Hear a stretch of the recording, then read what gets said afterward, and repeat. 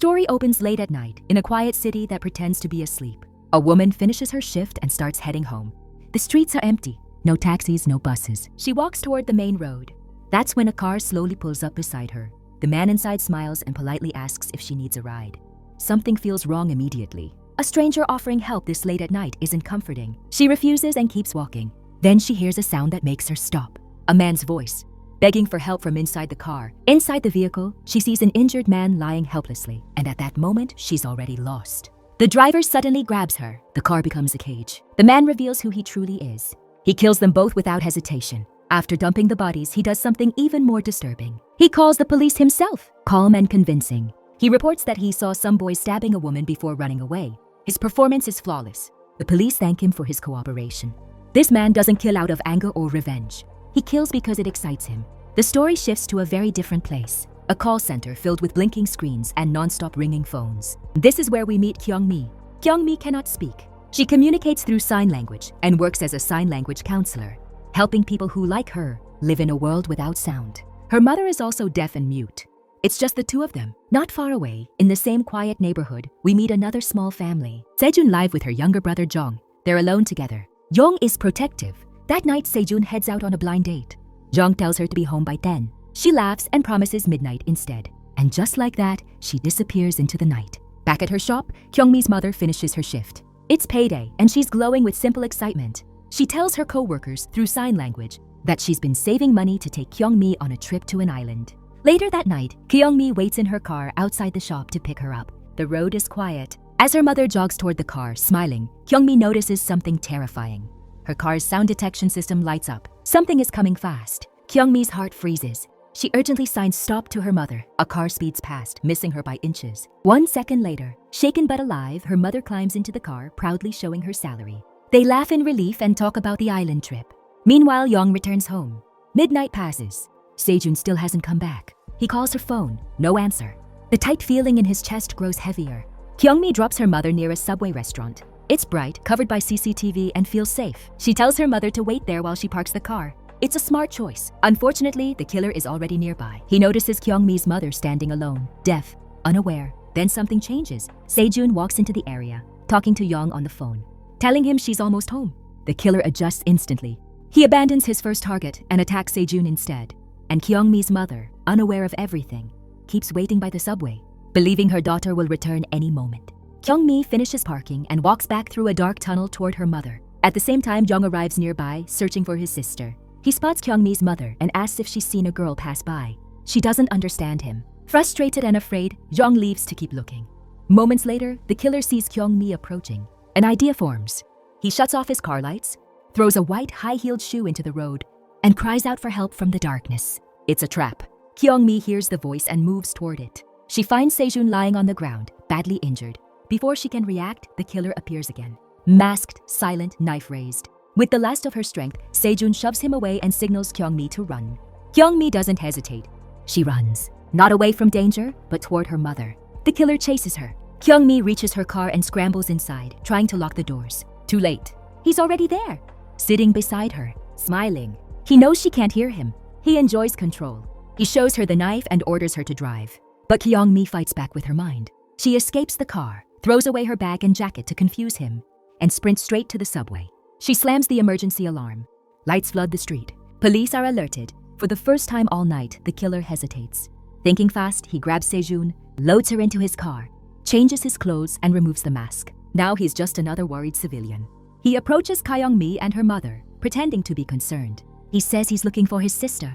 She was wearing a yellow blouse and white high heels. Kyong Mi believes him. She types on her phone that she saw an injured girl lying nearby. Without realizing it, she's helping the man responsible for everything. Before they can return to the spot, the police arrive. They search the area. Sejun is gone. The CCTV footage is useless. Earlier, some boys turned the camera away to smoke. The police find Kyong Mi's discarded clothes and bag. Suspicion shifts toward her. All three of them, Kyong Mi, her mother, and the killer, are taken to the police station. Inside the elevator, something feels wrong. Kyong Mi's mother notices how calm the brother is. She signs to her daughter that something doesn't make sense. The killer shows them his phone, claiming his sister texted that she got home safely. At the station, Kyong Mi explains everything. The injured girl, the masked attacker. The killer cuts in, saying he also saw the attacker. The tension thickens. Then something slips from the killer's pocket. A phone. Kyong Mi's mother picks it up.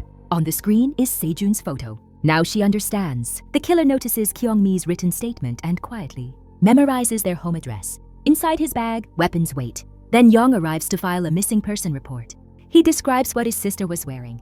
A yellow blouse, white heels. Everything clicks. Kyong Mi recognizes the photo instantly. She signs to Young that his sister was attacked and that a killer was nearby. Before she can point him out, chaos erupts. The killer grabs Kyong Mi's mother and reveals his weapons. He stabs Young in the hand and calmly admits the truth. I stabbed your sister. That confession ignites something primal inside Young. He attacks. Kyong Mi and her mother run for help.